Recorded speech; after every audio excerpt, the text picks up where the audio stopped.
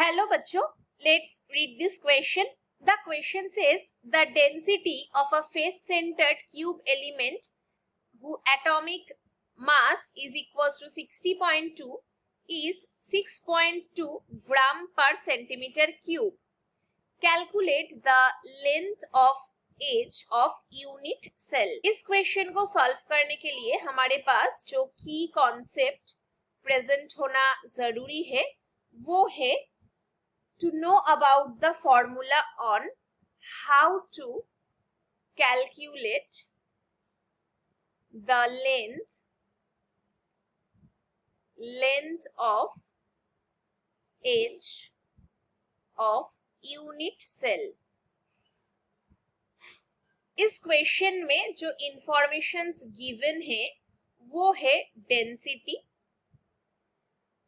that means rho is equal to 6.25 ग्राम पर centimetre cube और जो इंफॉर्मेशन दिया हुआ है वो है एटॉमिक मास जिसको हम m से एब्रीविएट करेंगे, दैट इज इक्वल टू 60.2। अभी इस क्वेश्चन को सॉल्व करने के लिए हम जो फॉर्मूला यूज करेंगे यानी कि एज लेंथ निकालने के लिए, that is a cube is equal to z into m divided by n0 multiplied by rho।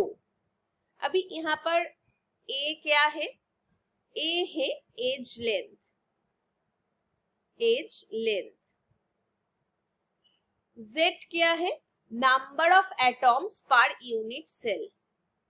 Number of atoms पर यूनिट सेल। m तो हम ऑलरेडी डिफाइन कर चुके हैं, एटॉमिक मास। रो भी हम जानते हैं डेंसिटी है और n0 डिनोट करता है Avogadro's number.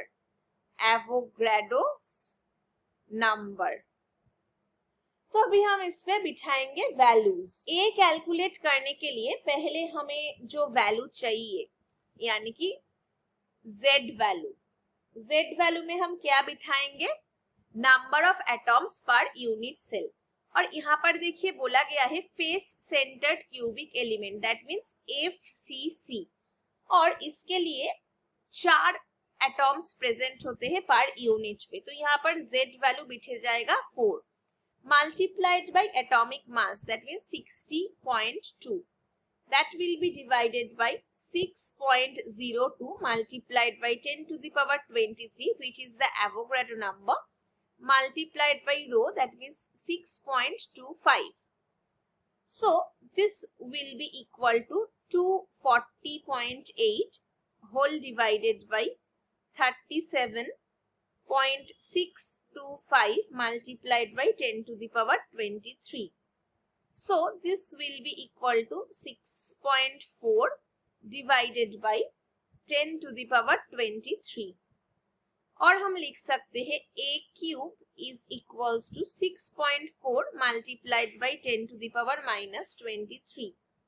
That will be equal to 64 into 10 to the power minus 24. तो अभी हमें क्या करना पड़ेगा? क्यूब रूट करना पड़ेगा 6.4 multiplied by 10 to the power minus 23 को, या फिर हम 64 multiplied by 10 to the power minus 24 भी लिख सकते हैं।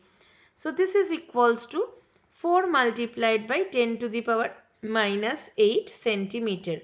This is equal to 4 multiplied by 10 to the power minus 8 multiplied by 10 to the power minus 2 meter. So that means 4 multiplied by 10 to the power minus 10 meter. Now that is again equal to 400 multiplied by 10 to the power minus 12 meter. So after conversion we will get 400 picometer as the answer. So this is the final answer for this question. Hope you understood it well. Best of luck.